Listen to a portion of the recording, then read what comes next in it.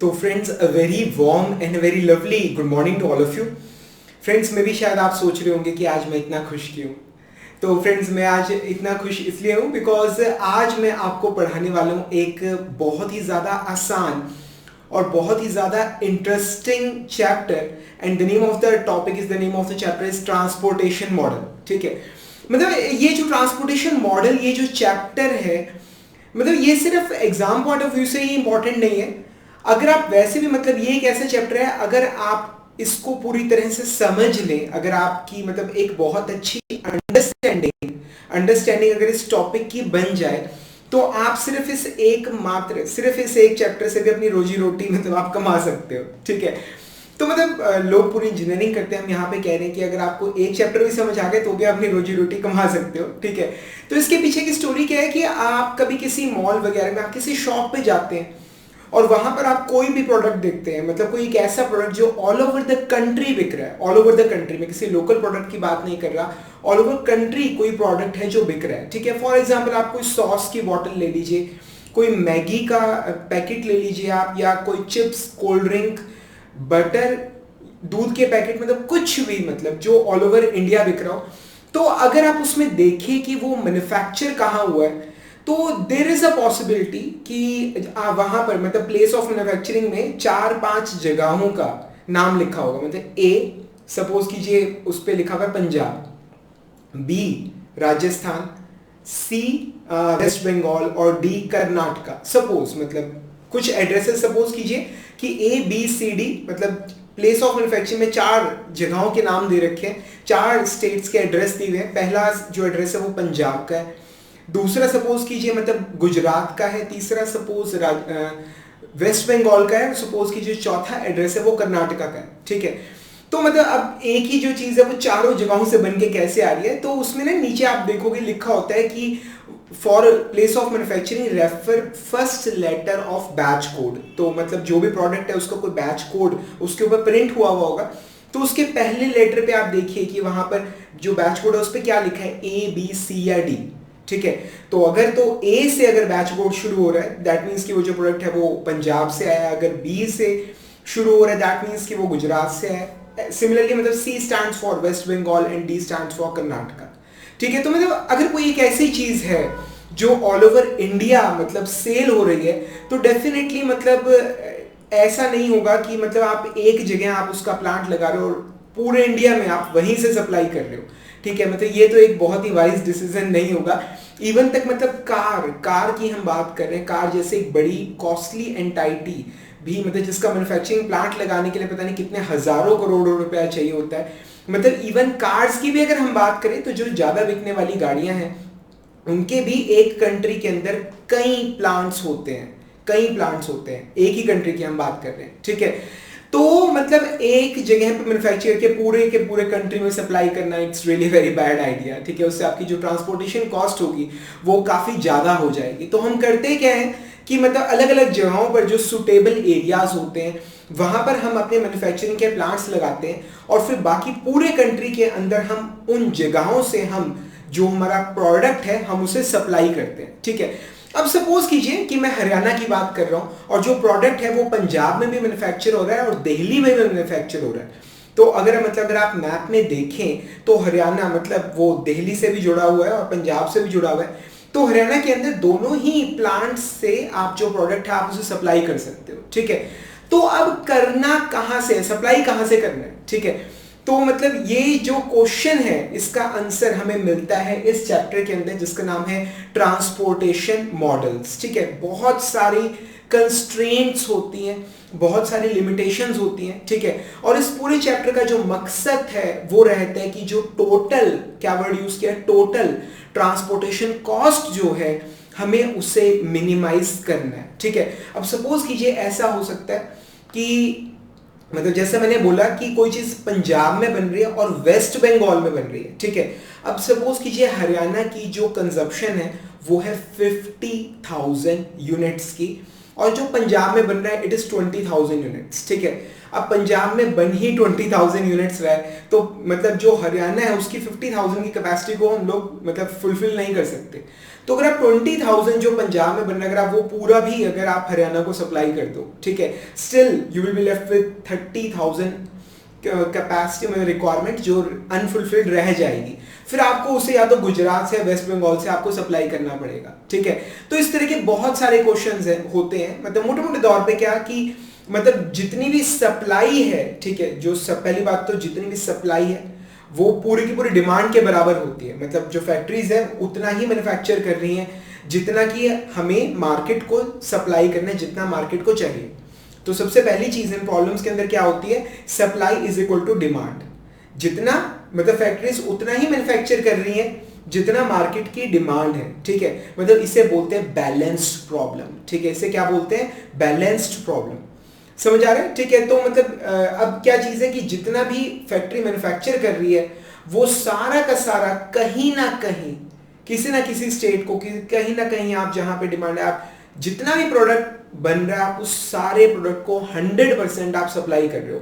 कोई भी प्रोडक्ट आपका वेस्ट नहीं बचना चाहिए, ठीक है।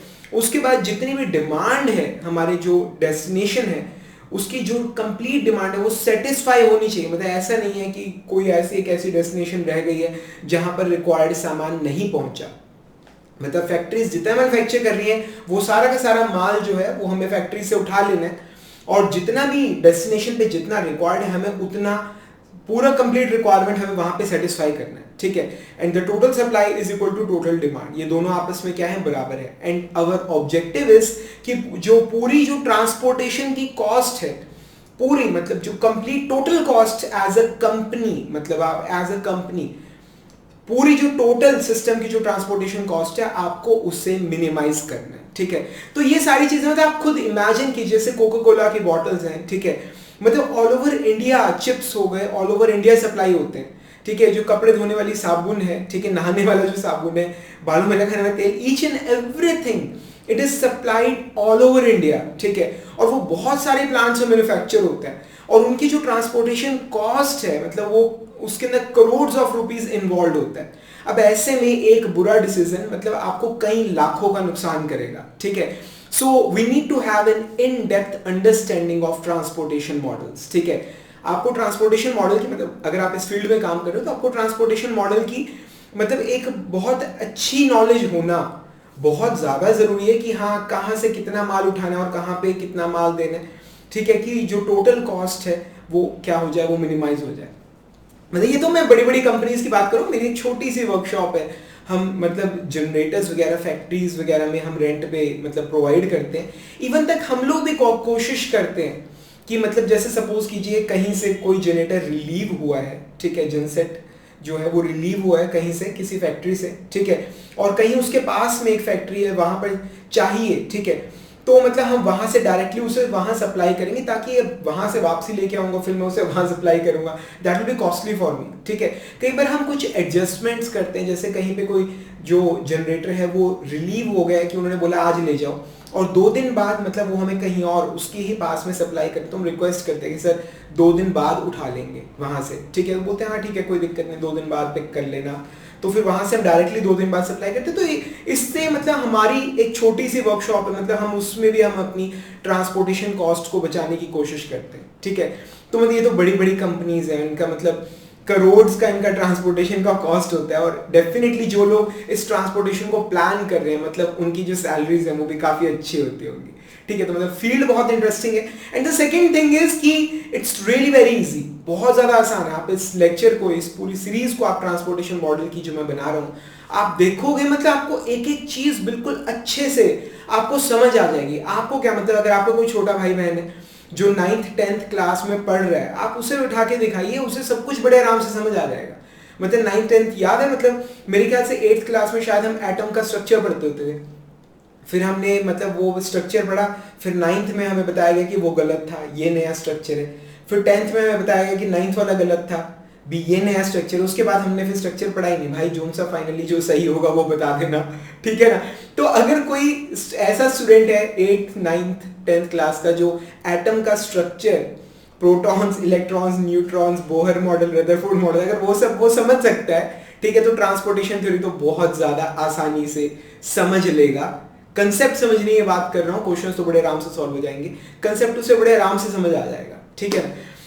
तो मतलब आइए थोड़ा सा और मतलब थोड़ा डिटेल में देखते हैं। तो मैंने आपको फ्रेंड्स बता दिया है कि ट्रांसपोर्टेशन मॉडल एक्चुअल में मतलब है क्या, ठीक है। तो आइए थोड़ी बात करते हैं। बेसिकली ट्रांसपोर्टेशन मॉडल के अंदर थोड़ा सा अगर बुक पॉइंट ऑफ व्यू से देखें, ठीक है, तो हमारे पास m सोर्सेज होते हैं, we have got m sources, ठीक है, ये वो फैक्ट्रीज हो गई जहां पर सामान बन रहा है, ठीक है, and we have got n destinations,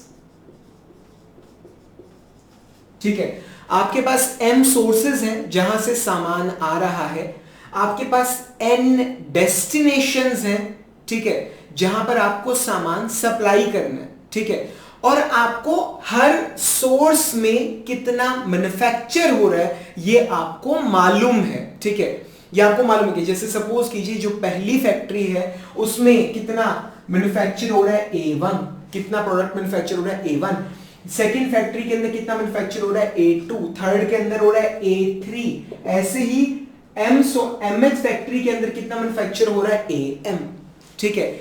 ऐसे ही जो डेस्टिनेशंस हैं वहां पर कितनी रिक्वायरमेंट है ये आप जानते हो, ठीक है, ये आपको प्रिसाइजली मालूम है। तो n डेस्टिनेशंस है, पहली डेस्टिनेशन पे रिक्वायरमेंट कितनी है, रिक्वायरमेंट इट इज B1, दूसरी में रिक्वायरमेंट कितनी है B2, तीसरी डेस्टिनेशन पे रिक्वायरमेंट कितनी है B3, ठीक है, और ऐसे ही एंड सो ऑन, ऐसे ही जो nth डेस्टिनेशन है वहां पर रिक्वायरमेंट कितनी है Bn।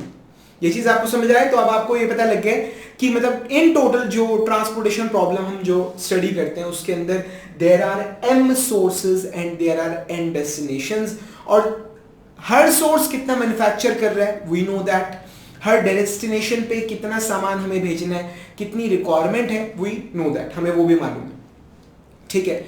और हमें क्या पता होता है, और हमें पता होता है कॉस्ट ऑफ ट्रांसपोर्टेशन, ठीक है, कि अगर मैं 1 यूनिट क्वांटिटी, कितनी क्वांटिटीज की बात कर रहा हूं 1 यूनिट, ठीक है, 1 यूनिट क्वांटिटी अगर मैं एक पर्टिकुलर सोर्स से एक पर्टिकुलर डेस्टिनेशन पे भेजूंगा, ठीक है, तो ट्रांसपोर्टेशन कॉस्ट पर पीस, क्या बोला मैंने, पर पीस कितनी पड़ेगी ये हमें प्रिसाइजली मालूम होता है, ठीक है। तो इसे क्या बोलते हैं CIJ, ठीक है, C stands for cost of transportation, C क्या होता है, कॉस्ट ऑफ ट्रांसपोर्टेशन, ठीक है, from source I to destination J, ठीक है, कि C क्या है, cost of transportation from source I to destination J। ये चीज आपको समझ आ रही है, ठीक है, कि अगर मैं पहली फैक्ट्री से, ठीक है, अगर मैं मतलब किसी जगह पर सामान भेजता हूं, ठीक है, सपोज कि जैसे मैंने बताया कि कोई मैन्युफैक्चरिंग प्लांट है पंजाब के अंदर, तो पंजाब से मैं हरियाणा में 1 यूनिट क्वांटिटी भेजूंगा तो कॉस्ट कितनी पड़ेगी मुझे मालूम है, पंजाब से दिल्ली भेजूंगा कितनी पड़ेगी, पंजाब से हिमाचल भेजूंगा, जम्मू भेजूंगा, पंजाब से कर्नाटका भेजूंगा, चाहे आप सामान ना भेजो, ठीक है, अब कर्नाटका में ऑलरेडी प्लांट है, ठीक है, तो हम पंजाब से कर्नाटका क्यों भेजेंगे, मतलब ऐसी भी सिचुएशन हो सकती है कभी भेजना पड़े, पर वैसे ही मतलब क्या है कि भेजो या ना भेजो इट डजंट मैटर्स, पर आपको पता होना चाहिए कि अगर मैं पंजाब से वेस्ट बंगाल सामान भेज रहा हूं, पंजाब से अगर मैं कर्नाटका सामान भेज रहा हूं, पंजाब से गुजरात सामान भेज रहा हूं, तो मेरी transportation cost per unit quantity कितनी पड़ेगी, ठीक है, तो ये आपको प्रिसाइजली मालूम होता है, ठीक है। तो ये क्या है कि हर सोर्स से हर डेस्टिनेशन तक, क्या बोला मैंने, हर सोर्स से हर डेस्टिनेशन तक पहुंचाने के लिए कितनी कॉस्ट लगेगी ये आपको प्रिसाइजली मालूम होता है, ठीक है। ये चीज यहां तक आपको समझ आ रही, ठीक है। तो ये आ गया CIJ, और हमें निकालना क्या है, हमें निकालना है X, ठीक है, X, what is this X, ये क्या चीज है, दिस इज द क्वांटिटी जो आप सप्लाई करोगे from source I to destination J। X क्या चीज है, दिस इज द क्वांटिटी जो हम सप्लाई करेंगे from source I to destination J, ठीक है। सपोज कीजिए X32, ये क्या चीज है, मतलब दिस इज द क्वांटिटी जो हम सप्लाई करेंगे फैक्ट्री नंबर 3 से, जो हमारा तीसरा प्लांट है वहां से जो हम सप्लाई करेंगे डेस्टिनेशन नंबर 2 पर, कुछ भी होगा, मतलब कोई होगा हमारा डिपो होगा, कोई होलसेलर होगा, जो भी है, ठीक है। तो फैक्ट्री नंबर 2 से सेलर नंबर 2, फैक्ट्री नंबर 3 से सेलर नंबर 2 तक, जो डेस्टिनेशन 2 तक सामान भेज रहे, कितना सामान भेज रहे हैं, that is represented by x. ये चीज समझ आ रहा है। आई हम यहां पर इस्तेमाल कर रहे हैं सोर्स के लिए, और जे फ्रेंड्स हम इस्तेमाल कर रहे हैं डेस्टिनेशन के लिए। ये चीज आपको समझ, तो आपको प्रॉब्लम ना थोड़ा थोड़ा मतलब समझ आना शुरू हो गया होगा, ठीक है, समझ आ रहा है, ठीक है। और हमारा ऑब्जेक्टिव क्या रहता है, मतलब ये हमारा अननोन है जो हमें निकालना है, ठीक है। और हमारा जो मेन मोटिव है that is to reduce the transportation cost, ठीक है। जो ट्रांसपोर्टेशन कॉस्ट है वो हमें मिनिमाइज करनी है, ठीक है। अब ट्रांसपोर्टेशन कॉस्ट जनरली न्यूमेरिकल्स के अंदर it is denoted by Z, it is denoted by Z. ये चीज समझ आ रही, ठीक है। तो बेसिकली क्या चीज है कि जो प्रॉब्लम आपको एग्जाम में दे रखी होती है, आपको सारी डिटेल्स उसमें दे रखी होती है, ए टू जेड सारी डिटेल्स आपको उसमें दे रखी होती है, ठीक है। आपको निकालना क्या होता है, या तो आपको निकालना होता है कि कितनी क्वांटिटी आप कहां से कहां पर सप्लाई करोगे, ठीक है, किस प्लांट से सप्लाई करोगे, किस डेस्टिनेशन तक। आपको या तो क्वांटिटी निकालनी होती है, या फिर आपको टोटल कॉस्ट ऑफ ट्रांसपोर्टेशन निकालनी होती है। बस यही दो चीजें हैं जो एग्जाम में आपको निकालनी होती है, ठीक है। तो एक्स आई जे ये क्या चीज है, दिस इज द क्वांटिटी जो हम सप्लाई कर रहे हैं from source I to destination J, ठीक है। और z क्या चीज है, z है this is the total transportation cost, total transportation cost, ठीक है। तो मैं एक मिनट जरा मिटो के ना आपको टेबल जो बुक के अंदर बना के दे रखी होती है, मैं आपको टेबल ही दिखा देता हूं कि वो कैसी होती है, थोड़ा सा आपको एक आइडिया लग जाएगा।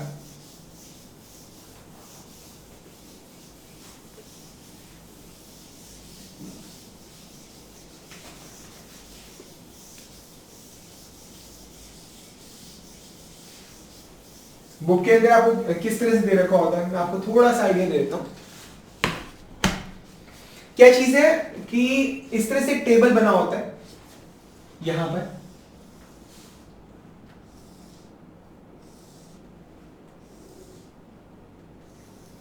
सपोज कीजिए हमारी जो प्रॉब्लम है उसके अंदर 3 सोर्सेज हैं, 3 फैक्ट्रीज हैं जहां पर सामान मैन्युफैक्चर हो रहा है, और 4 डेस्टिनेशंस हैं जहां पर हमें सामान पहुंचाना है। ये चीज आपको समझ आ गई, ठीक है। अब थोड़ा सा और डिटेल में इसको लेते हैं। तो यहां पर आता है सोर्स, ठीक है, और यहां पर आता है डेस्टिनेशन, यहां पर क्या आता है डेस्टिनेशन, क्लियर है यहां तक, ठीक है। तो ये आ गया पहला सोर्स, ये आ गया दूसरा सोर्स, ये आ गया तीसरा सोर्स, यहां तक समझ आ गया। ये आ गया पहला डेस्टिनेशन, ये आ गया दूसरा डेस्टिनेशन, और ये आ गया तीसरा डेस्टिनेशन, और ये आ गया चौथा डेस्टिनेशन। हमारे पास 3 सोर्सेज हैं जहां पर सामान बन रहा है, और हमारे पास 4 डेस्टिनेशंस है जहां पर हमें सामान सप्लाई करना है, ठीक है। अब ये आ गया। अब हमें ना प्रॉब्लम के अंदर सबसे पहले तो दे रखा होता है कि कौन सा सोर्स कितना मैन्युफैक्चर कर रहा है, क्या बोला मैंने, कौन सा सोर्स कितना मैन्युफैक्चर कर रहा है, ठीक है।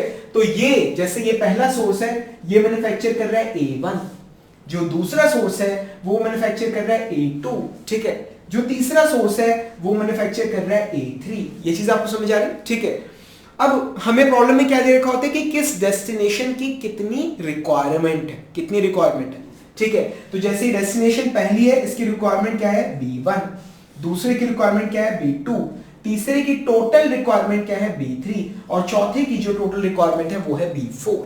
यहां तक आपको समझ आया, ठीक है। मतलब ये एक खास तरह की प्रॉब्लम होती है, ट्रांसपोर्टेशन प्रॉब्लम, जहां पर जो मतलब जॉब है, job it is divisible among the sources and destinations, ठीक है। मतलब सपोज कीजिए कि आप चिप्स के पैकेट सप्लाई कर रहे हो या कोल्ड ड्रिंक की बॉटल सप्लाई कर रहे हो, तो किसी डेस्टिनेशन पर अगर आपको सपोज कीजिए 50,000 बॉटल्स अगर आपको चाहिए, तो आप बड़े आराम से एक प्लांट से 20,000 मंगा सकते हो और एक प्लांट से 30,000 मंगा सकते हो, कोई दिक्कत नहीं।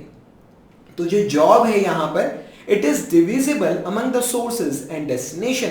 अब किसी सोर्स पे सपोज कीजिए कि मतलब 30,000 बॉटल्स मैन्युफैक्चर हो रही है, ठीक है, तो वो 3 अलग अलग जगहों पर 10-10 हजार बॉटल सप्लाई कर सकते हैं, कोई दिक्कत नहीं है, ठीक है। एक्चुअली ये इसलिए बता रहा हूँ, इससे अगला जो चैप्टर हुआ, नेक्स्ट चैप्टर वो असाइनमेंट मॉडल्स का है, वहां पर जो जॉब है वो डिविजिबल नहीं होता, ठीक है, मतलब एक जॉब को एक ही पर्सन परफॉर्म करेगा, कई लोग मिलके नहीं कर सकते, ये चीज है। तो खैर वो असाइनमेंट मॉडल में देखेंगे, पर यहां पर जो जॉब है it is divisible among the sources and destinations, ठीक है, मतलब आपको कहीं पर 50,000 बॉटल चाहिए तो आप 1 से 20 मंगाओ, 1 से 30 मंगाओ, ठीक है, कहीं पर 30,000 मैन्युफैक्चर हो रही है तो आप 3 जगहों पे अलग अलग 10-10 हजार बॉटल सप्लाई कर दो, कोई दिक्कत नहीं है, ठीक है ना।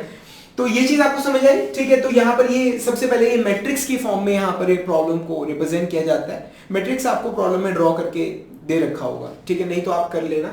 तो यहाँ पर आ गया हमारे पास सोर्स, नंबर ऑफ फैक्ट्रीज, ये कितने होंगे, सोर्स कितने होते हैं, दिस इज एम सोर्सेज होते हैं, ठीक है, और ये है डेस्टिनेशन, डेस्टिनेशंस कितनी होती है, डेस्टिनेशंस होती है n, समझ आ रहे हैं यहां तक, ठीक है। तो ये 4 डेस्टिनेशंस हमारी प्रॉब्लम के अंदर है, 3 सोर्सेज है, मैट्रिक्स मैंने ड्रॉ कर दिया है। हर सोर्स पे कितना मैन्युफैक्चर हो रहा है, it is A1 A2 A3, ऐसे ये कहां तक जाएगा, ये जाएगा AM तक, ठीक है, यहां पर तो 3 है तो m की वैल्यू 3 होगी, ठीक है, ऐसे ये B1 B2 B3 और ये कहां तक जाएगा, Bn तक। कितनी डेस्टिनेशंस है टोटल, n डेस्टिनेशंस है, यहां पर n की वैल्यू 4 है तो ये B4 तक जा रहा है, ठीक है। तो ऐसे ही यहां पर कहां तक जाता है, Bn तक जाता है, n तक, यहां पर n की वैल्यू 4 है इस प्रॉब्लम के अंदर, समझ आ रहे हैं यहां तक, ठीक है। तो जब भी प्रॉब्लम आती है ना, सबसे पहला काम जो आप करते हो, आप चेक करते हो कि whether it is a balanced problem और नॉट। सबसे पहले काम क्या करते हो आप, सबसे पहले चेक करते हो कि whether it is a balanced problem और नॉट, ठीक है। अभी बैलेंस प्रॉब्लम क्या होती है, बैलेंस प्रॉब्लम क्या होती है कि जितनी सप्लाई है आपके पास उतनी ही डिमांड होनी चाहिए, मतलब supply is total supply is equal to total demand, मतलब जितना ये प्लांट सारे मिलके मैन्युफैक्चर कर रहे हैं that's equal to the total requirement जितनी हमें चाहिए। मतलब इस प्रॉब्लम के अंदर ये प्रॉब्लम बैलेंस्ड कब होगी, when A1 plus A2 plus A3, यानी कि total supply is equal to B1 plus B2 plus B3 plus B4, ये चीज समझ आ रहा है यहां तक आपको, ये चीज क्लियर हो रही है। तो सबसे पहली चीज जो किसी ट्रांसपोर्टेशन प्रॉब्लम में होती है, आप वो चेक करते हो कि whether the problem it is balanced और नॉट, ठीक है, क्योंकि जो मेथड्स हमने डेवलप किए मतलब वो सिर्फ बैलेंस्ड ट्रांसपोर्टेशन प्रॉब्लम्स के लिए हमने डेवलप किए, जो मेथड्स हमारे पास है। और सर अगर नहीं हो गई तो भाई कोई दिक्कत नहीं है, अगर वो अनबैलेंस है तो हम उसे बड़े ही प्यार से बैलेंस कर लेते हैं। मतलब सपोज कीजिए कि आपके पास मतलब सप्लाई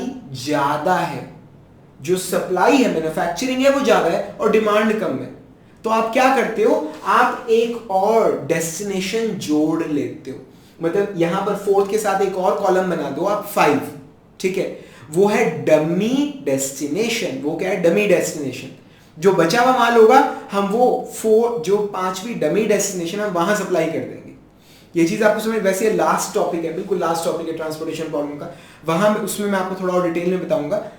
तो यह कई बार क्या होता है कि डिमांड ज्यादा पड़ रही है, यहां पर B1 B2 B3 B4 जब जोड़ते हो तो डिमांड ज्यादा आ रही है और सप्लाई कम है, ठीक है। तो ऐसे में हम क्या करते हैं, हम यहां पर एक और नई डमी फैक्ट्री हम यहां पर बना लेते हैं, ठीक है। तो यहां पर एक और हम रो जोड़ देंगे और हम बोल देंगे सोर्स नंबर 4, ये हमारा डमी सोर्स आ गया, ठीक है। अब सर इसकी कॉस्ट क्या मानेंगे, कॉस्ट हम 0 ले लेते हैं, ठीक है, चाहे सोर्स है चाहे सिंक है, ठीक है, तो उसके साथ तो कोई एसोसिएटेड ट्रांसपोर्टेशन कॉस्ट है ही नहीं।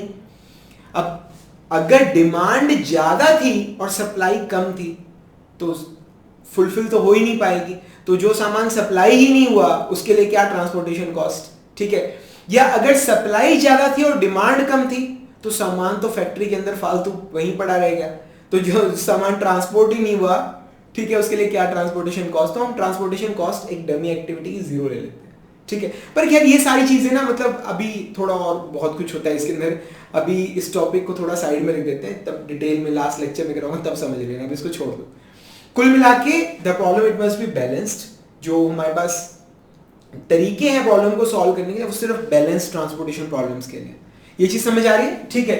तो अब क्या चीज है, अब यहां तक दे दिया, अब क्या है हमारे पास यहां पर कॉस्ट दे रखी होती है, ठीक है, कॉस्ट दे रखी होती है, क्या ये C11 C12 C13 C14, ये आ गया C21, C22, C23, C24, ये आ गया C31, C32, C33, C34। ठीक है, ये क्या चीज है? What does C stands for? C stands for cost of transportation. ठीक है, CIJ, cost of transportation from source I to destination J। ये चीज आपको समझ आए? From source I to destination J। ये चीज यहां तक आपको क्लियर हो गई? ठीक है, तो अब ये क्या है? This is C31। तो तीसरी फैक्ट्री से पहली डेस्टिनेशन पर एक यूनिट क्वांटिटी सामान भेजने में कितने पैसे लगते हैं? ठीक है, दैट इज C31। अब ये देख रहे हो C33, ये क्या चीज है? तीसरी फैक्ट्री से तीसरी डेस्टिनेशन तक सामान भेजने में एक ऑब्जेक्ट को, एक क्वांटिटी को भेजने में कितने पैसे लगेंगे? That is C33। समझ आ रही है? ये चीज क्लियर हो रही है? ठीक है, तो ये आ गया एक क्वांटिटी को ith सोर्स से jth डेस्टिनेशन तक सामान मतलब भेजने के लिए, ठीक है, कितने पैसे लगेंगे वो, ये this is cost of transportation. अब ये यहां तक का मैट्रिक्स समझ आ गया? ठीक है, उसके बाद क्या आता है? X11, X12, X13, X14, X, what is X? अभी थोड़ी देर पहले आपको बताया था, दिस इज द क्वांटिटी जो आप सप्लाई कर रहे हो। दिस इज द क्वांटिटी जो आप सप्लाई कर रहे हो। अब ये सपोज कीजिए 1 2 है, ये क्या है? X स्टैंड्स फॉर क्वांटिटी जो आप सप्लाई कर रहे हो फ्रॉम सोर्स 1 टू डेस्टिनेशन 2। ठीक है, ये X14, ये क्या चीज है?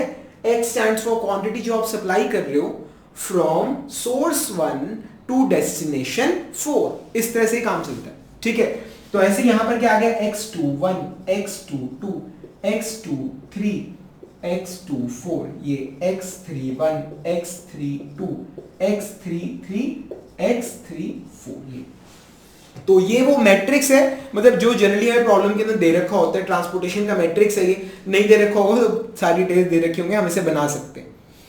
समझ आ रहे हैं यहां तक? ठीक है, तो बैलेंस प्रॉब्लम का आपको पता चल गया कि sum of the complete demand, ठीक है, supply is equal to sum of complete demand. अगर ये है तो प्रॉब्लम जो है वो बैलेंस है, और आप तभी प्रॉब्लम को सॉल्व कर पाओगे। अगर ये बैलेंस नहीं है तो या तो आप डमी सोर्स जोड़ोगे या आप डमी डेस्टिनेशन जोड़ के प्रॉब्लम को बैलेंस करोगे।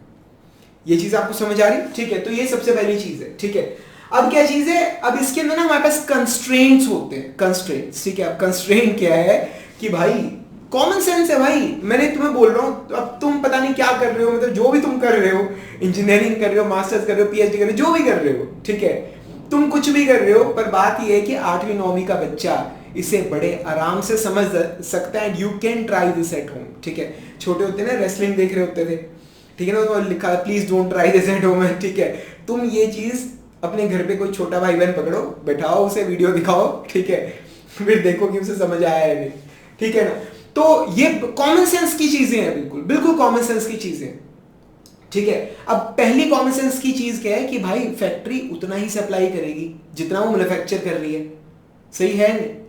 फैक्ट्री जो सोर्स है वो उतना ही सप्लाई करेगा ना जितना वो मैन्युफैक्चर कर रहा है। अब ये सोर्स 1 है, ये कितना मैन्युफैक्चर कर रहा है? A1।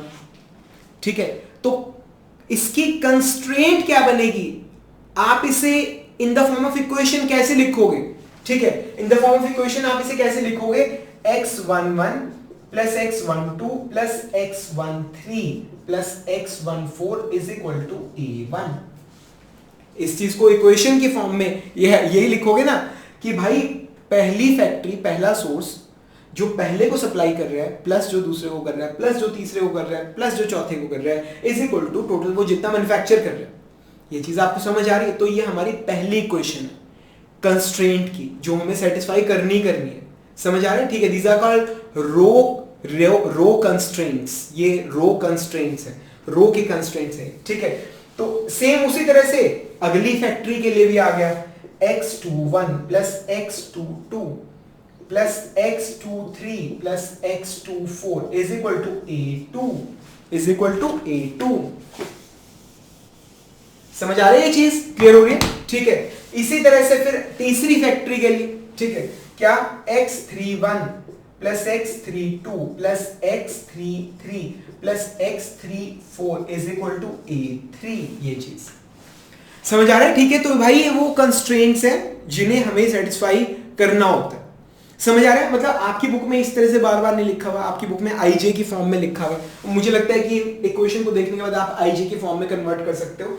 तो ये बेसिकली क्या है, ये x1 x1 x1 x1, ठीक है, ये आ गया xi, ठीक है, और ये है 1 2 3 4, ठीक है, देख रहे हो जो i है वो चेंज नहीं हो रहा एक इक्वेशन के अंदर, j चेंज हो रहा है 1 2 3 4, ठीक है। तो i j समेशन j बराबर है 1 से लेकर j की वैल्यू कहां तक चेंज हो रही है, j की वैल्यू n तक चेंज हो रही है। ये आ गया bj, ठीक है, ये आ गया ai, ठीक है, समझ आ रही चीज? तो j की वैल्यू 1 से लेकर कहां तक जा रही है, n तक जा रही है, n, ठीक है, इज इक्वल टू ये आएगा हमारा ai। This is the equation. i की वैल्यू क्या रखोगे, a 1 रख दोगे, i इज इक्वल टू 1, या फिर 2 रखोगे या फिर 3 रखोगे, ठीक है, ऐसे m तक लेके जा सकते हो। हमारे यहां पर सिर्फ 3 तक जाएगी इस प्रॉब्लम के अंदर। समझ आ रहा है? ठीक है, तो आपकी बुक के अंदर ये इतना बड़ा बड़ा बार बार नहीं लिखा हुआ, ये मैंने समझाने के लिए लिखा है। आपकी बुक में कैसे लिखा हुआ है, i की वैल्यू 1 रखो, 1, ठीक है, तो यहां पर हमने 1 कर दिया, ठीक है, और j चेंज हो रहा है 1 2 3 4, ऐसे कहां तक जाएगा, n तक जाएगा, and this is equal to ai, ठीक है। फिर i की वैल्यू रखोगे 2, ठीक है, j की value 1 2 3 4 is equal to a2, ठीक है। इस तरह से आप तीनों इक्वेशंस को लिख सकते हो। समझ आ रहे हैं यहां तक? भाई चीजें बहुत ज्यादा सिंपल है। ट्रांसपोर्टेशन का क्वेश्चन सब्जेक्टिव में 20 नंबर का आएगा, ऑब्जेक्टिव में 1 या 2 जितने भी नंबर का आएगा। बात यह कि जितने नंबर का ट्रांसपोर्टेशन का क्वेश्चन आएगा उतने नंबर आपको गारंटीड 101% मिलेंगे ही मिलेंगे। तो ये मेरा आपसे वादा है। अगर आप पूरे लेक्चर्स देख रहे हो, अगर आप पूरी जो सीरीज है ट्रांसपोर्टेशन की देख रहे हो, आपके सामने जो भी क्वेश्चन आएगा उसकी जिम्मेदारी मेरी है, ठीक है, वो क्वेश्चन 100% सॉल्व होगा, ये मेरा आपसे वादा है, ठीक है। मतलब क्वेश्चन बहुत आसान रहता है, ठीक है। तो समझ आ गया, ये दीज आर रो कंस्ट्रेंट्स, ये रो के कंस्ट्रेंट्स है। सेम इसी तरह से लिखे जाएंगे कॉलम के कंस्ट्रेंट्स, ठीक है। कुछ भी नहीं भाई, जितना किसी डेस्टिनेशन को सामान चाहिए वो उतना ही एक्सेप्ट करेगी ना, ठीक है। तो ये पहले ने सप्लाई किया, दूसरे ने किया, तीसरे ने किया, तो तीनों की जो सप्लाई हमको जोड़ के क्या मिलेगा, हमारी डेस्टिनेशन की डिमांड, ठीक है। बस इसी चीज को आप इक्वेशन की फॉर्म में लिख लीजिए, ठीक है ना। सेम इसी चीज को आप इक्वेशन की फॉर्म में लिख लीजिए।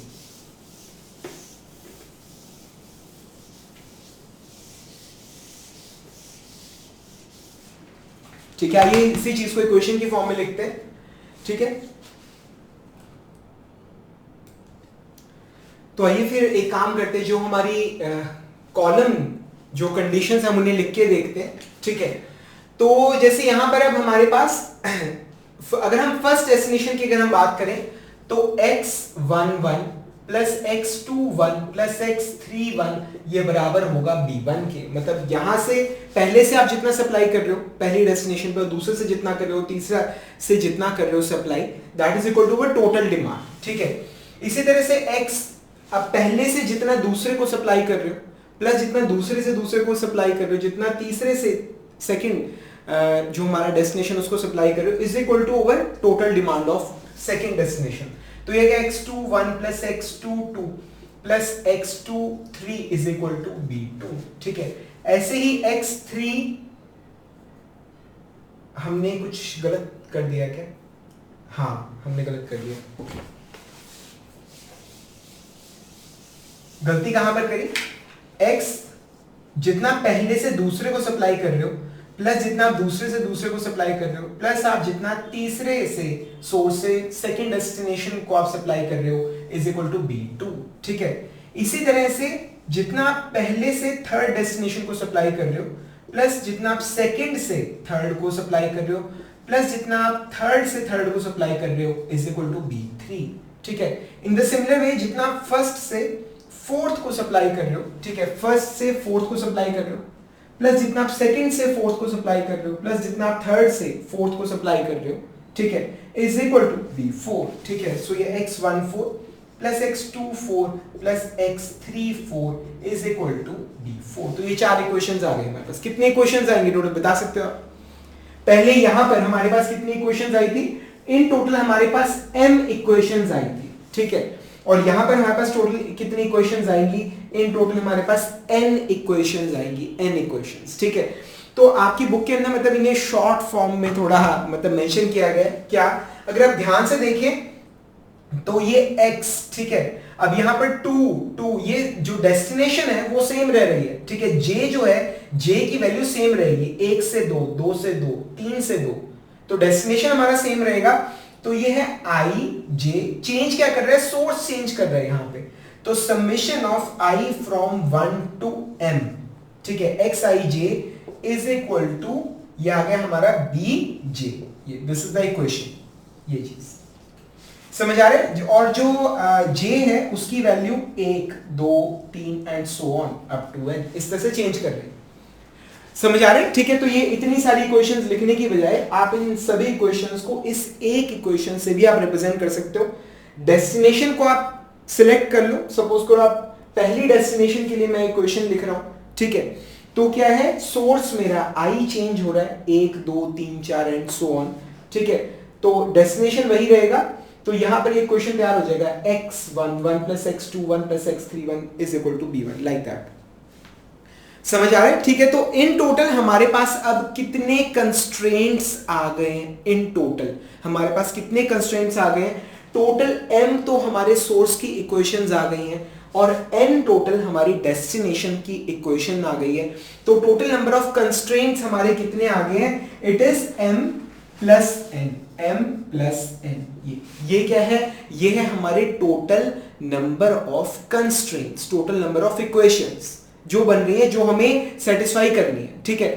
पर ना मतलब यहां पर एक छोटा सा कैच है, वो ये कि जो प्रॉब्लम है this is a balance transportation problem, ठीक है, मतलब एक इक्वेशन और भी है, वो ये कि टोटल जो सप्लाई है दैट इज जो हमारी सप्लाई है total that is equal to total demand, ठीक है। तो मैं सपोज कीजिए अगर आप जैसे परसेंटेज की अगर आप बात कर रहे हो और मतलब तीन कोई चीज है वो 3 जनों में हमने डिवाइड किए, 3 पार्ट्स में हमने डिवाइड किए, 3 अनइक्वल पार्ट्स के अंदर, और अगर पहले को अगर मिला है 10%, ठीक है, और दूसरे को मिला है 20%, ठीक है, पहले को कितना मिला 10%, दूसरे को कितना मिला 20%, ठीक है, तो क्या आप मुझे बता सकते हो कि जो तीसरा होगा उसे कितना मिला होगा, ठीक है, ऑब्वियसली इट इज 70%। क्यों, क्योंकि आप जानते हो कि जो परसेंटेजेस है उसका जो टोटल का जो सम है, टोटल मतलब टोटल जो क्या होगा, सभी जो पोर्शंस है उनका जो टोटल होगा that will be equal to 100%, ठीक है। तो अगर आपने पहले को 10% सप्लाई किया है, दूसरे को 20% किया है, तो तीसरे को आपने कितना सप्लाई किया, अगर आपको पता है कि 3 हिस्से आपने किए, इट्स ऑब्वियस इट इज 70%, ठीक है।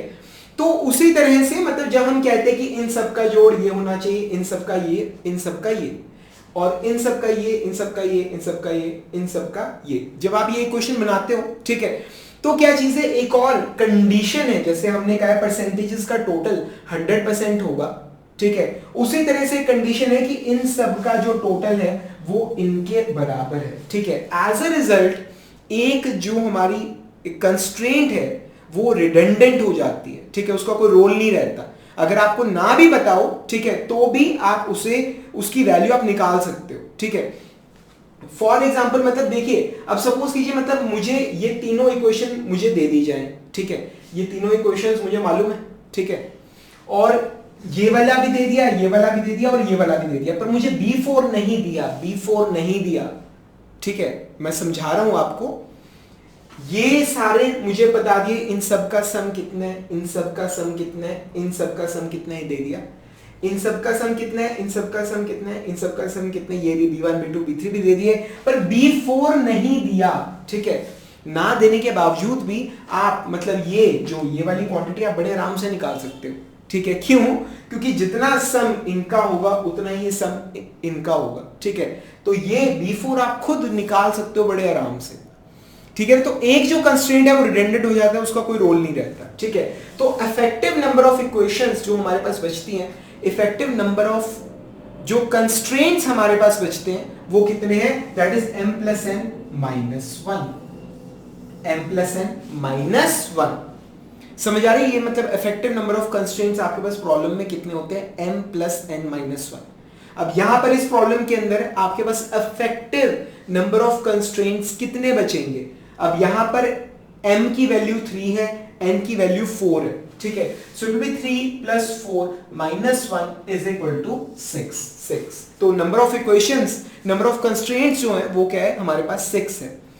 और अगर आप देखें कि नंबर ऑफ वेरिएबल्स कितने हैं जो हमें निकालने हैं, ठीक है, नंबर ऑफ अननोन्स जो आपको निकालने हैं वो कितने हैं? अगर आप गौर करें, आपको क्या निकालना है? x11, x12, x13, x14, ठीक है। ऐसे ही x21, x22, x23, x24, ये सारे x जितने भी हैं ये सारे आपको निकालने हैं। क्या आप मुझे बता सकते हो टोटल कितने अननोन x वैल्यूज हैं हमारे पास? It's really very simple. ये है n, ये है m, तो नंबर ऑफ अननोन्स कितने हैं? नंबर ऑफ अननोन्स जो हमें निकालने हैं, it is m multiplied by n, ठीक है। समझ आ रहा है? ये चीज समझ आ रही है? नंबर ऑफ अननोन्स कितने हैं? m मल्टीप्लाइड बाय n, ठीक है। ये आ गया 4, ये आ गया 3, 4 3 12, ठीक है। तो टोटल कितने अननोन्स हैं? देयर आर 12 अननोन्स, ठीक है। और इक्वेशंस कितनी है? इनकी वैल्यूज निकालने के लिए इक्वेशन कंस्ट्रेंट्स कितनी है? It is m plus n minus 1, 3 plus 4 minus 1 यानी कि 6, ठीक है। वो है ना, मतलब वो 2 और तुम 3 बहुत नाइंसाफी है, ठीक है। वही सिचुएशन यहां पे क्रिएट हो गई है कि अननोन कितने हैं जो निकालने हैं? वो है 12, ठीक है। और इक्वेशंस कितनी है उनको निकालने के लिए? 6। तो ये तो भाई कभी सॉल्व हो ही नहीं सकता, ठीक है ना भाई। अगर 6 इक्वेशंस हैं उनकी मदद से तो आप 6 वेरिएबल्स ही निकाल सकते हो, ठीक है। और यहां पर वेरिएबल्स कितने हैं? अननोन 12, 12, ठीक है। तो वो तो प्रॉब्लम सॉल्व हो नहीं सकती, ठीक है। तो जब भी मतलब वैसे इन जनरल जब आप मैथमेटिक्स की मैं बात कर रहा हूं, ठीक है, ट्रांसपोर्टेशन से थोड़ा सा हटके थोड़ा मैथ्स में जा रहे हैं हम। जब भी इन जनरल आपके पास ऐसी प्रॉब्लम क्रिएट होती है, ठीक है, कि जब भी इन जनरल साइंस के अंदर मैथ में जब भी हमारे पास एक ऐसी प्रॉब्लम क्रिएट होती है जिसमें सपोज कीजिए कि आपके पास 10 अननोन्स हैं जिनकी वैल्यू आपको निकालनी है, 10 अननोन्स हैं, ठीक है। और टोटल 6 इक्वेशंस हैं जो आपको सेटिस्फाई करनी है, ठीक है। क्या बोला मैंने? आपके पास 10 अननोन्स हैं जिनकी वैल्यू आपको फाइंड आउट करनी है, और 6 इक्वेशंस हैं जिनको आपको सेटिस्फाई करना है कि भाई जो ये वैल्यूज आप निकाल लोगे ना, ये इन 6 इक्वेशंस को सेटिस्फाई करना चाहिए। तो इंजीनियरिंग में, साइंस में, मतलब मैथ में हम क्या करते हैं? हम जो 6 इक्वेशंस हैं तो आप सिर्फ 6 वैल्यूज आप निकाल सकते हो इन 6 इक्वेशंस की मदद से, ठीक है। तो हम अपना दिमाग क्या लड़ाते हैं? हम चार बाकी के जो अननोन्स हैं हम उन्हें 0 ले लेते हैं, ठीक है। तो सपोज करो कि मतलब हमारे पास क्या है? हमारे पास टोटल, सपोज कीजिए, अभी ये थोड़ा ट्रांसपोर्टेशन से बाहर हम बात कर रहे हैं, ठीक है। एक ऐसा केस जिसमें 10 अननोन्स हैं और 6 इक्वेशंस हैं, ठीक है। x1, x2, x3, x4, x5, x6, x7, x8, x9, x10, ठीक है। तो 6 इक्वेशन है तो आप 6 ही अननोन फाइंड आउट कर सकते हो, 4 की वैल्यू आप नहीं फाइंड आउट कर सकते। तो हम क्या करते हैं? 4 अननोन्स को कोई से भी 4 पकड़ लो, कोई से भी 4 अननोन्स पकड़ लो, आप उसे 0 ले लेते हो, ठीक है। अब 4 अननोन्स की वैल्यू आपने 0 पुट कर दी, ठीक है। अब ये 0 पुट करने के बाद अब बाकी की जो 6 इक्वेशंस हैं उसकी मदद से इन 6 की वैल्यू आप निकाल लेते हो, ठीक है।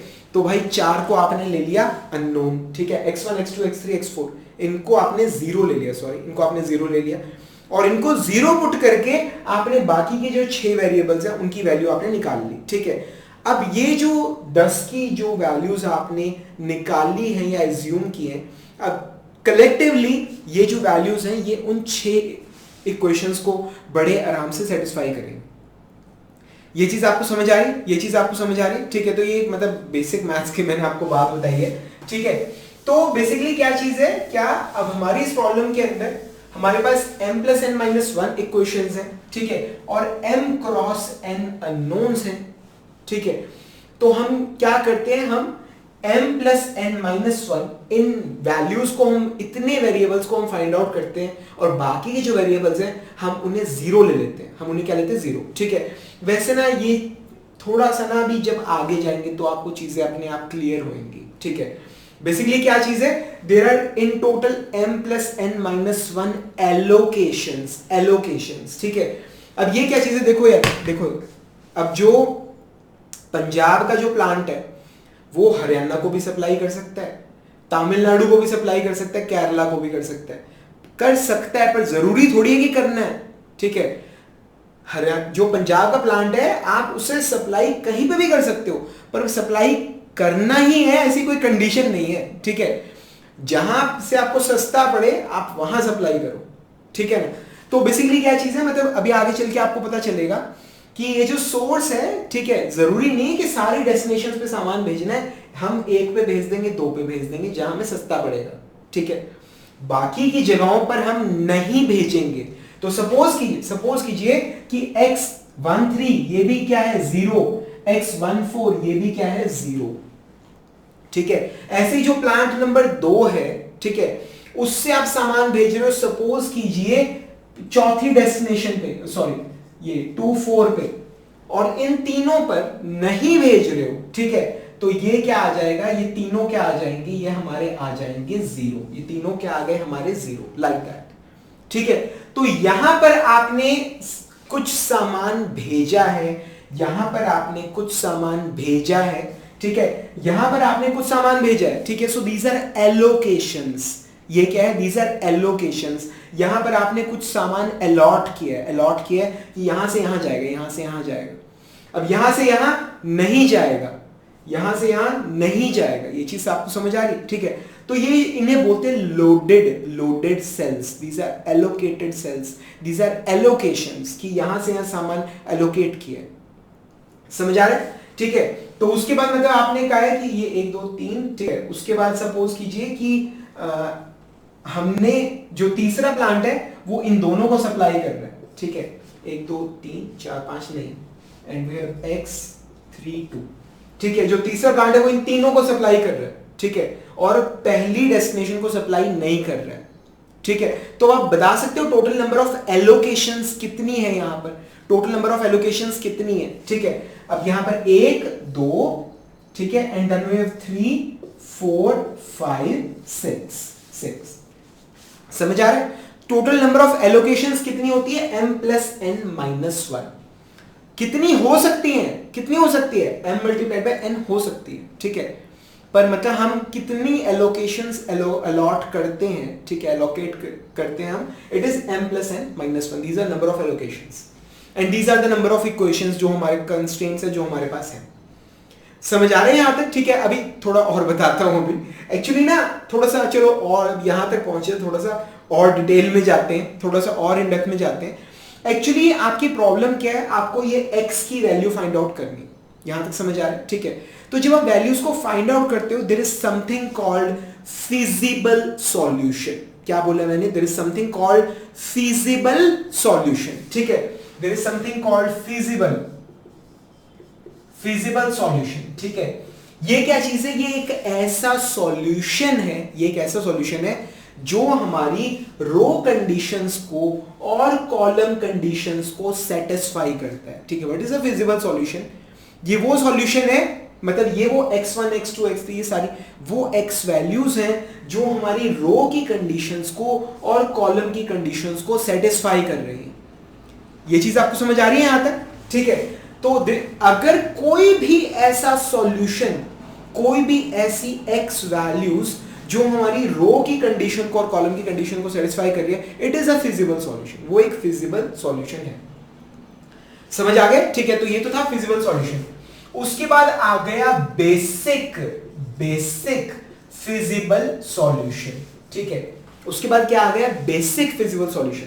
अब ये बेसिक फिजिबल सॉल्यूशन ये क्या है, एक ऐसा सॉल्यूशन जिसके अंदर जो नंबर ऑफ एलोकेशंस है, नंबर ऑफ एलोकेशंस, ये x11 x12 जहां आपने अलॉट किया है, जो वैल्यूज आई है, ठीक है, जो नंबर ऑफ एलोकेशंस हैं, इट इज लेस देन और इक्वल टू, क्या बोला है, लेस देन और equal to m plus n minus 1, ठीक है, m प्लस n माइनस 1, उसे क्या बोलते हैं, बेसिक फिजिबल सॉल्यूशन, ठीक है।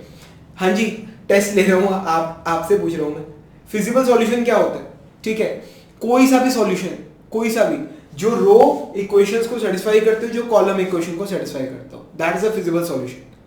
ये चीज समझ आ गई, ठीक है। अब क्या है, यहां पर 1 प्लस 1 प्लस 1 प्लस 1, सपोज करो यहां पर सप्लाई 4 थी, कितनी थी सप्लाई, कितनी थी 4, टोटल सप्लाई 4 थी।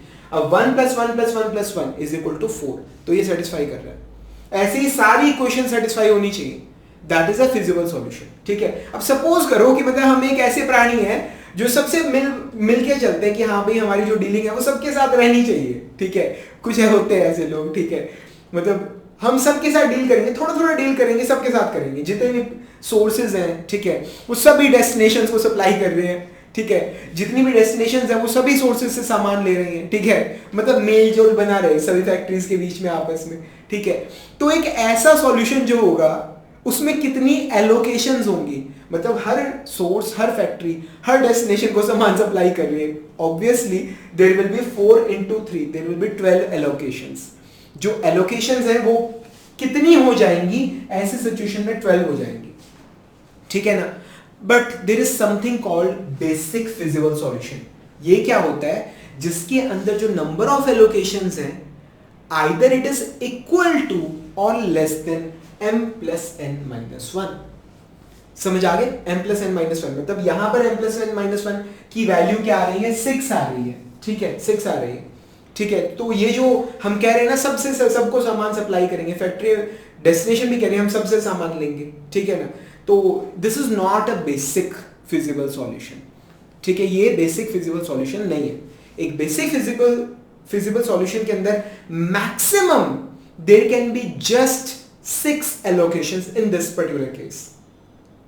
ये चीज समझ आए, मतलब 6 एलोकेशंस हो, 5 हो, मतलब चल जाएगा, ठीक है, 4 हो चल जाएगा, ठीक है, पर मतलब ये नहीं कि मतलब 6 से ज्यादा नहीं होनी चाहिए, क्लियर है। And then we have optimum solution, optimum, ठीक है, optimum feasible solution, optimum feasible solution, ठीक है। अब ऑप्टिमम क्या होता है, what is optimum, of course अब आपको पता है, मुझे पता है ऑप्टिमम सॉल्यूशन क्या है। ऑप्टिमम सॉल्यूशन वो है जिसमें आपकी जो टोटल ट्रांसपोर्टेशन कॉस्ट है वो मिनिमम आ रही है, ठीक है, टोटल ट्रांसपोर्टेशन कॉस्ट आपकी मिनिमम आ रही है, ठीक है। So that is an optimal solution, ठीक है। उसका बेसिक से कोई लेना देना नहीं है कि आपका सॉल्यूशन बेसिक है या बेसिक नहीं है, ठीक है, उसका उससे कोई लेना देना नहीं है। नंबर ऑफ एलोकेशंस 6 है, 10 है, 5 है, भाई हमें कोई फर्क नहीं पड़ता। हमारा ऑब्जेक्टिव क्या है, हमारा ऑब्जेक्टिव है कि जो ट्रांसपोर्टेशन कॉस्ट है वो मिनिमम आनी चाहिए, बस। समझ आ रहे हैं यहां तक, क्लियर हो रहा है, ठीक है। So we have optimum feasible solution, इसका बेसिक नॉन बेसिक से कोई लेना देना नहीं है। बात ये कि भाई ट्रांसपोर्टेशन कॉस्ट मिनिमम होनी चाहिए, बस यही इकलौती कंडीशन है। फिजिबल होना चाहिए, सबकी जो मैन्युफैक्चर किया है सारा कंज्यूम हो जाए, जितनी डेस्टिनेशन है सबको सामान मिल जाए, ठीक है, और ट्रांसपोर्टेशन कॉस्ट हमारी मिनिमम हो, दैट्स ऑप्टिमम फिजिबल सॉल्यूशन। समझ आया, ठीक है। अब ये जो बेसिक फिजिबल सॉल्यूशन है, इसके अंदर भी आगे वैरायटी आती है, वैरायटी। जो बेसिक फिजिबल सॉल्यूशन है ये 2 तरह का होता है, 2 तरह का, एक होता है डीजेनरेट और एक होता है नॉन डीजेनरेट, ठीक है। तो ये जो बेसिक फिजिबल सॉल्यूशन है, it is again of 2 types, ठीक है। एक होता है non degenerate basic feasible solution, ठीक है, और एक होता है डीजेनरेट बेसिक फिजिबल सॉल्यूशन, ठीक है। अब ये non degenerate basic feasible solution, non degenerate ये कैसा सॉल्यूशन है जिसके अंदर जो नंबर ऑफ एलोकेशंस है it is exactly m plus n minus 1। समझ आ रहा है, ठीक है।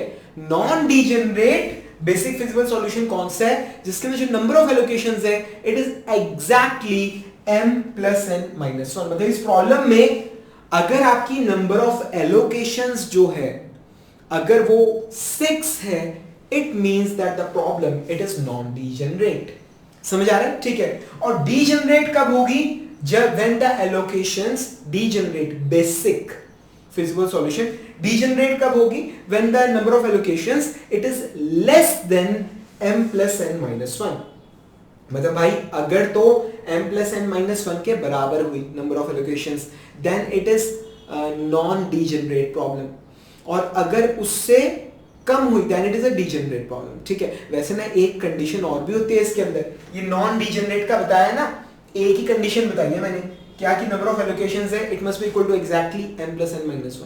एक और भी होती है कि एट इंडिपेंडेंट पोजीशन, पर अभी आपको समझ ही नहीं आएगा कि इंडिपेंडेंट पोजीशन क्या होता है। ठीक है, तो मैं अभी उसके बारे में बात नहीं कर रहा, थोड़ा बाद में बात करेंगे। ठीक है ना। एक्चुअली ये क्लासिफिकेशन हमने क्यों बना रखा है? ठीक है, मतलब एक बात बताओ, हमारा मोटिव है ऑप्टिमम फिजिबल सॉल्यूशन। ठीक है, हमें ऑप्टिमम सॉल्यूशन चाहिए, ट्रांसपोर्टेशन कॉस्ट हमारी मिनिमम होनी चाहिए। तो ये बेसिक और बेसिक, नॉन बेसिक, और उसमें भी फिर नॉन डीजनरेट, डीजनरेट, क्या क्यों बना रखा है ये सब? एक्चुअली उसका रीजन ये है कि जो मेथड्स हमने डेवलप किए प्रॉब्लम को सॉल्व करने के लिए, they are only for non degenerate basic feasible solution. मतलब जितना भी मैं आपको मेथड्स पढ़ाऊंगा ना, वो सारे उन केसेस के लिए जिसके अंदर जो नंबर ऑफ एलोकेशंस हैं it is exactly m plus n minus 1। अगर इससे कम ज्यादा होगा ना तो हमारे पढ़ाए हुए मेथड जो है वो काम नहीं करेंगे। समझ आ रही है ये चीज? क्लियर हो रहा है यहाँ तक? ठीक है, तो इसीलिए मतलब हमने इसको क्लासिफाई कर रखा है कि जो मेथड्स हमारे पास किताब में अवेलेबल है प्रॉब्लम्स को सॉल्व करने के लिए, they are only for non degenerate basic physical solution. समझ आ गया यहाँ तक? क्लियर हो गया? ठीक है, तो मतलब काफी मोटा मोटा मैंने आपको बता दिया है। ठीक है, इसमें एजम्पशंस भी इन्वॉल्व होती हैं। Assumptions, there are assumptions in the transportation problem. पहला तो मैंने आपको बता दिया, total supply is equal to total demand. ठीक है, दूसरी एजम्पशन, हर सोर्स से, हर फैक्ट्री से आप हर डेस्टिनेशन तक सामान सप्लाई कर सकते हो। ठीक है, इसमें कभी भी ऐसा नहीं होता कि नहीं यहां से वहां सामान नहीं जाएगा, ऐसा बिल्कुल भी नहीं होता। ठीक है, हर फैक्ट्री से, हर सोर्स से आप हर डेस्टिनेशन पे आप सामान सप्लाई कर सकते हो। ठीक है, पहली असम्पशन क्या है? Total supply is equal to total demand. दूसरा, हर फैक्ट्री से हर डेस्टिनेशन पे सामान जा सकता है, भेजना जरूरी नहीं है पर जा सकता है जरूरत पड़ने पे। ठीक है, तीसरी असम्पशन, हर फैक्ट्री से हर डेस्टिनेशन तक सामान पहुंचाने में कितनी कॉस्ट इन्वॉल्व है ये आपको प्रिसाइजली मालूम है। ठीक है, कि भाई पंजाब से मैं सपोज करो गुजरात सामान भेजूंगा तो इतने पैसे लगेंगे, पंजाब से मैं सपोज करो मध्य प्रदेश सामान भेजूंगा तो इतने पैसे लगेंगे।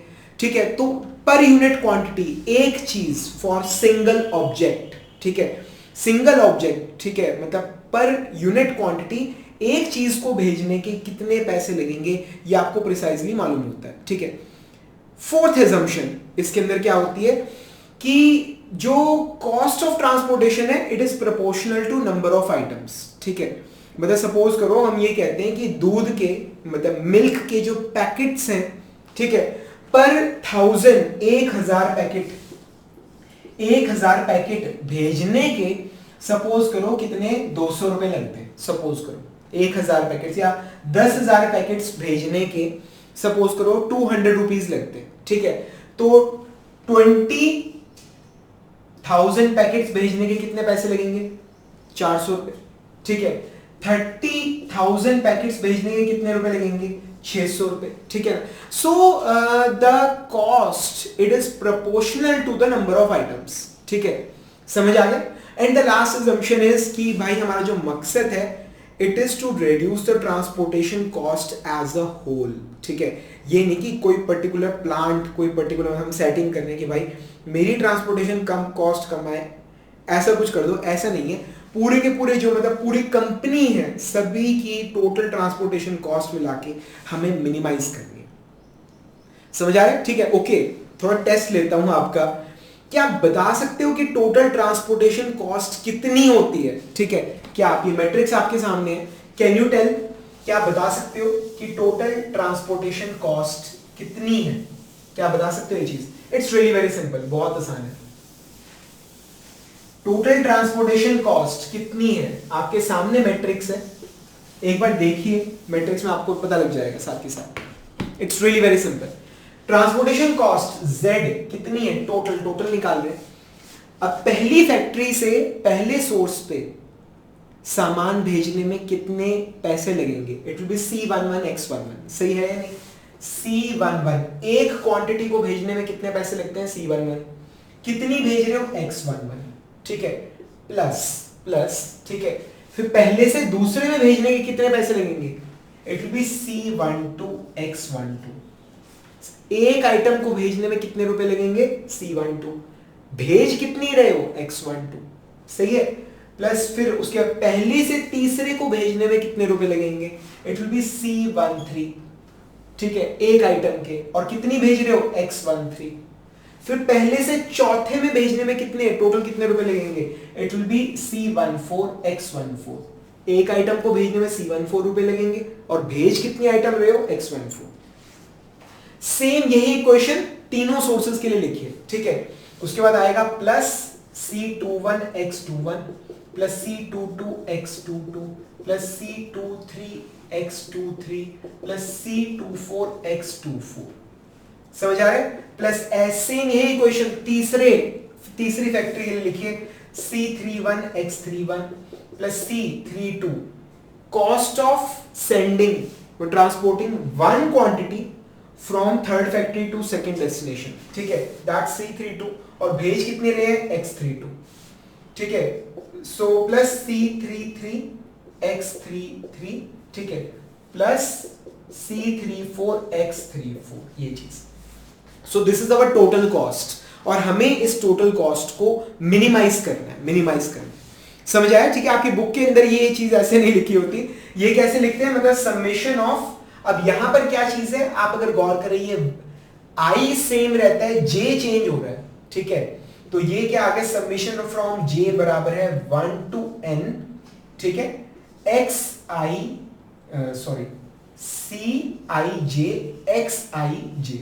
ठीक है, तो ये पूरी इक्वेशन आ जाएगी। उसके बाद हम क्या कर रहे हैं, ये तो पूरी I के लिए, I is equal to 1 के लिए, फिर ये I is equal to 2 के लिए, फिर ये I is equal to 3 के लिए, ठीक है, अगेन समेशन I बराबर है 1 से लेकर M तक चेंज हो रहा है, and this is our total cost Z। तो हमारा मकसद क्या है, इस टोटल कॉस्ट Z को मिनिमाइज करना। समझ आ रहे हैं, यहां तक क्लियर हो रहा है? ठीक है, तो मतलब मैंने आपको पूरा ट्रांसपोर्टेशन मॉडल का एक बढ़िया सा इंट्रोडक्शन दे दिया है, ठीक है, और हमें मतलब पूरा मैट्रिक्स क्या चीज है वो मैंने आपको समझा दिया है, ठीक है। अब अगले लेक्चर के अंदर हम निकालेंगे कि बेसिक फिजिबल सॉल्यूशन मतलब कैसे फाइंड आउट किया जाता है, ठीक है, एक ऐसा सॉल्यूशन जो फिजिबल है, ठीक है। एक्चुअली मैं आपको बताता हूं कि प्रोसेस क्या रहता है। सबसे पहला प्रोसेस ये है, सबसे पहला स्टेप ये है कि आप एक फिजिबल सॉल्यूशन आप फाइंड आउट करते हो, ठीक है, आप क्या करते हो, आप एक फिजिबल सॉल्यूशन आप फाइंड आउट करते हो, फिर आप चेक करते हो। दूसरा स्टेप क्या होता है, आप चेक करते हो कि क्या ये ऑप्टिमम है, क्या ये बेस्ट है, क्या ट्रांसपोर्टेशन कॉस्ट मिनिमम आ रही है, आप ये चीज चेक करते हो। और अगर चेक करके आ जाता है कि हाँ यार ये ट्रांसपोर्टेशन कॉस्ट मिनिमम है तो बहुत ही अच्छा है। पर अगर ट्रांसपोर्टेशन कॉस्ट ज्यादा आ रही है और हमें टेस्ट में ये पता लगता है कि हम इसे और कम कर सकते हैं, हम अपने सॉल्यूशन को और इंप्रूव कर सकते हैं, तो तीसरे स्टेप के अंदर हम उस सॉल्यूशन को मॉडिफाई करते हैं, we iterate it towards a better solution. समझ आ रहा है? ठीक है, तो ये सारी चीजें मैं आपको पढ़ाऊंगा, ठीक है। तो अभी अगला जो लेक्चर नंबर 2, ठीक है, उसके अंदर मैं आपको एक फिजिबल सॉल्यूशन कैसे निकाला जाता है ये मैं आपको सिखाऊंगा।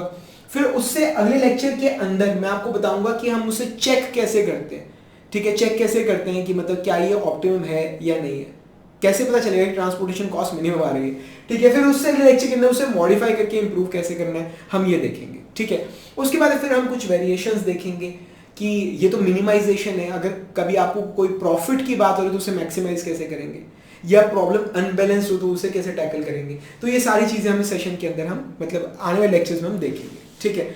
फ्रेंड्स, कैसे लग रहे हैं आपको हमारे लेक्चर्स, प्लीज नीचे कमेंट्स में आपको जरूर मेंशन करना है। Your comments they are my only motivating force. और मैं आपको बता दूं कि आप मेरी ट्रांसपोर्टेशन लेक्चर की ये पूरी सीरीज आप एक बार आराम से ठंडे दिमाग से देख लीजिए। ये मेरा आपसे वादा है कि आपको लाइफ में कभी ट्रांसपोर्टेशन मॉडल्स के अंदर आपको कभी भी दिक्कत नहीं आएगी, ठीक है। आप जो भी प्रॉब्लम आएगी, चाहे छोटी बड़ी कैसी भी, आप उसे बड़े आराम से सॉल्व कर लेंगे।